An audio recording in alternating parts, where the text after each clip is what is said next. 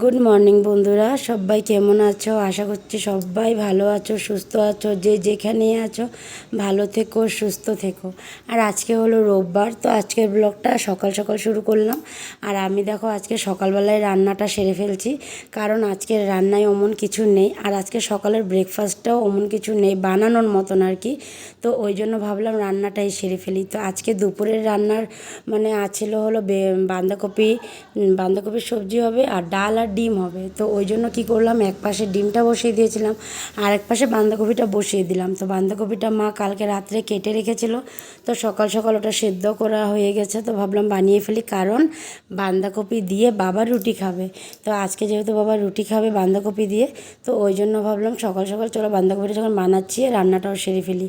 আর আমাদের যে ব্রেকফাস্ট বানাবো না, কারণ আমরা খাবো হলো চিড়া মুড়ি, দই, তো কলা, ওটা মাখা খাবো। তো ওই জন্য ভাবলাম আমাদেরও তো ব্রেকফাস্টের কিছু আমার রান্নার নেই, তো এক কাম করি রান্নাটাই সেরে ফেলি। ওদিকে দুই ছেলে ঘুমিয়ে আছে, বড় ছেলের আবার গানের স্কুল আছে, তো এখনও টাইম হয়নি, ওর হলো 10টার থেকে ক্লাস। তো ওই জন্য ও এখনও ঘুমিয়ে আছে দুজনেই। তো একটু পরে গিয়ে ডেকে দেবো। তো ভাবলাম থাক, এখন যখন ঘুমিয়ে আছে ডাকবো না। আর ছোটো জনের তো মানে রাতভর ভালো করে ঘুমাতেই পারেনি, তো ওই জন্য ভাবলাম যে থাক, ও একটু ঘুমাক, কারণ হাতটা ব্যথা করছে প্রচণ্ড। ওই জন্য তো রাতভর ঘুমাতে যখন পারেনি, তো এখন ঘুমাক, ডাকবো না। তো ওই জন্য ও শুয়ে আছে, তার সাথে বড়জনও শুয়ে আছে। তো ওকে আর ছোটোজনকে এমনিও আজকে একটু ডাকবো না, যখন ওঠার হবে। এমনিও আমি ডাকি না, তোমরা তো দেখোই, ওকে ঘুম পাড়িয়ে রাখি, ওর যখন ইচ্ছা হয় তখন ও উঠে আর কি। তো আজকে তো আরও মানে ঘুম হয়নি, তো আর কি ডাকবো। তো এদিকে দেখো বন্ধুরা, এক সাইডে ডিমটা বসিয়েছিলাম, সিদ্ধ হয়ে গেছিলো, তো ডালটা বসিয়ে দিলাম, আর এদিকে বাঁধাকপিটা বসিয়ে দিয়েছি। তো ডিমটা নামিয়ে রাখলাম। আর বাবা ওরাও চলে আসছে, বাবা ওরা চলে আসছে, বাবারা যায়নি এখন অবধি। তো বাবা আর তোমাদের দাদাভাই দেখো কিছু কথা বলছে, তো তোমাদের দাদাভাইও যাবে। তো ওকে বললাম তুমি এখন কেন কলাটা খাচ্ছ, তোমাকে আমি মেখে দিয়ে দিই চিঁড়ামুড়িটা। ও বললো ঠিক আছে, তাহলে মেখে দাও আমাকে। তো ওই যে দেখো, বাবা আবার কালকে ঠেলামারা গেছিলো, তো ঠেলামারার থেকে এই যে কাঁচা কলা নিয়ে আসছে, সাথে বাঁধাকপি নিয়ে আসছে। এই দুটাই আর কি এনেছে বাজার থেকে, অমন কোনো বাজার থেকে পাইনি, বৃষ্টির জন্য ভালো করে বাজার বসছে না কোনোখানেই। তো এদিকে দেখো, এই যে কি বৃষ্টি দিয়েছে দেখো, বৃষ্টিটা এখনও পর্যন্ত হতেই আছে, এখনও পর্যন্ত মানে বৃষ্টিটা কম নেই, সেই যে একরকমভাবে। তো এদিকে দেখো ছেলেরাও ঘুমিয়ে আছে, তো ছেলেদেরকে এখন ডেকে উঠাবো, খাওয়া দাওয়া করাবো, করিয়ে তারপরে আবার একখানে বেরোবো।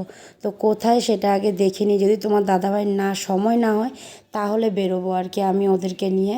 তো কোথায় সেটা তোমাদেরকে একটু পরেই বলবো। তো আগে চলো পর্দা টর্দা সব সরিয়ে দিচ্ছি, ওদেরকে উঠিয়ে দিই, আবার স্কুলও গানের ক্লাসও যাবে। তো চলো একেবারে সব সেরে তারপরে একেবারে সকালের ব্রেকফাস্টটাও সেরে নেব, তারপরে তোমাদের কাছে আবার চলে আসব।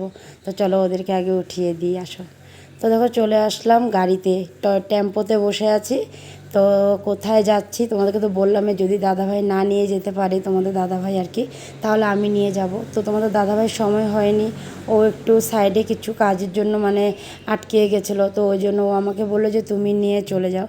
তো কোথায় যাচ্ছি সেটা হলো দুই ছেলের চুল কাটাতে যাচ্ছি, কারণ এই কটা দিন ধরে এত কাজে ব্যস্ত ছিল তোমাদের দাদাভাই, আর আমিও মানে আমারও শরীরটা খুব একটা ভালো ছিল না কিছুদিন, তো ওই জন্য ওদেরকে নিয়ে যেতে পারিনি।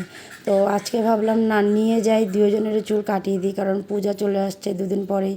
তো তারপরে তো আর চুল কাটা যাবে না, তো ওই জন্য ভাবলাম চলো নিয়েই যাই, আমি নিয়ে গিয়ে চুলটা কাটিয়ে দিই। তো ওই জন্যই আর কি বেরোয় পড়লাম, সব কিছু সেরে রান্নাবান্না সব হয়ে গেছে, আর মা ঘর টরগুলো মুছছিল আমরা যখন আসছিলাম আর কি।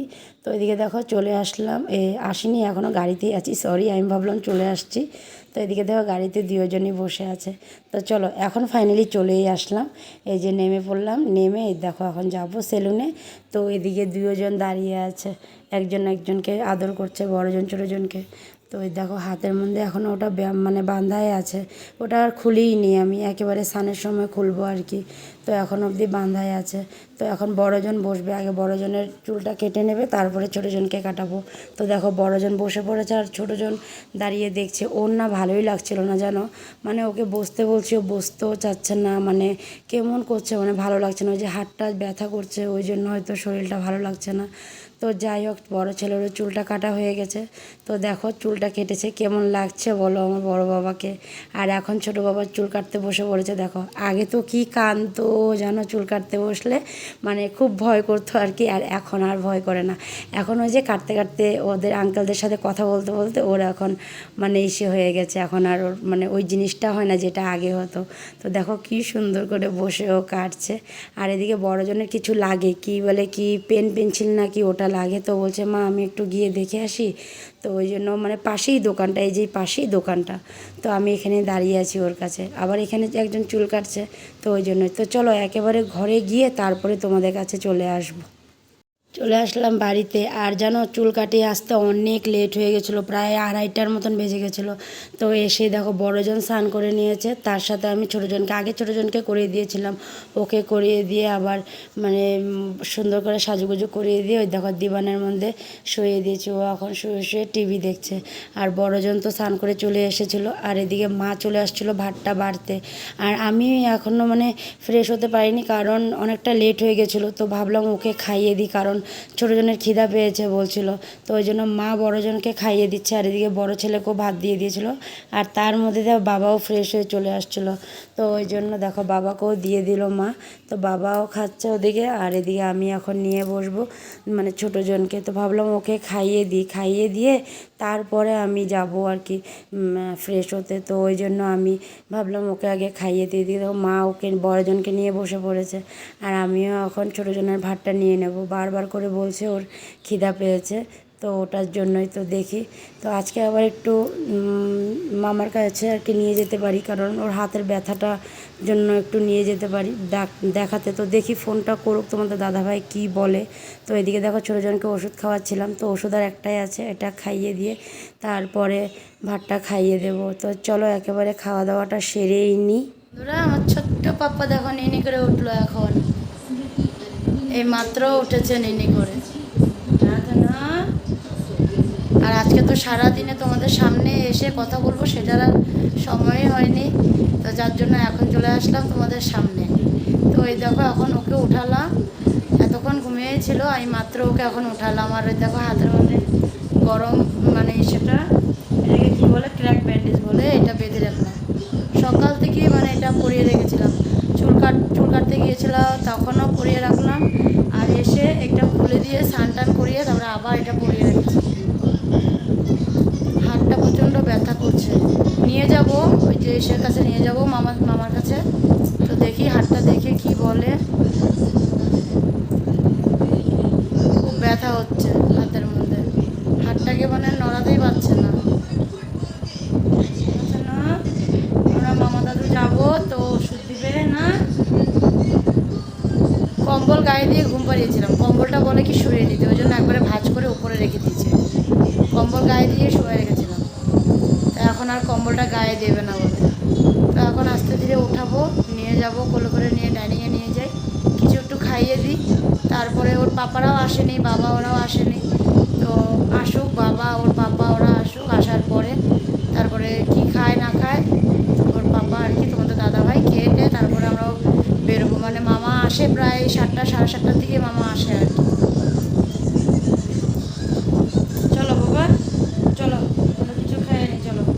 বড়জন বসে টিভি দেখছে ওখানে, ওই দেখো বড়জন বসে টিভি দেখছে। আর মা মনে হয় দুধ গরম বসিয়েছে হবে, মা ডাইনিংয়ে আছে। তো চলো যাই, গিয়ে কিছু একটু খাইয়ে দিই। দুধ আর বিস্কুট নিয়ে বসলাম, এই যে চকলেট বিস্কুট খাবে। আর এদিকে দেখো দুধ, এই যে না গরম নাই বাবা, দুধটা ঠান্ডা আছে। আর ও দেখো এখানে বসে আছে, যে আমার পায়ের উপরে হাতটা দিয়ে রাখছি।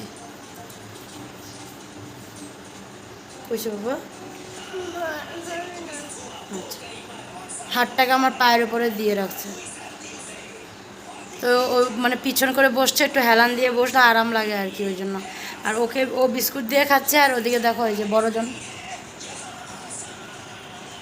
বড়জন খাচ্ছে হলো দই দিয়ে রুটি, ওকে 2টা রুটি বানিয়ে দিলাম, ও দই দিয়ে খাচ্ছে। আর তোমাদের দাদাভাইকে এই মাত্র ফোন করেছিলাম, তো ও বলছে ওরা আসছে, তো ততক্ষণ আমি ওকে খাইয়ে দিয়ে রেডি হয়ে নিই। তো ও আসলে পরেই বেরিয়ে যাব, আর বেশি দেরি করবো না, কারণ দেখিয়ে নিই যে হাতটাতে কী হয়েছে, একটু জেনে নিলে আর কি ভালো হতো।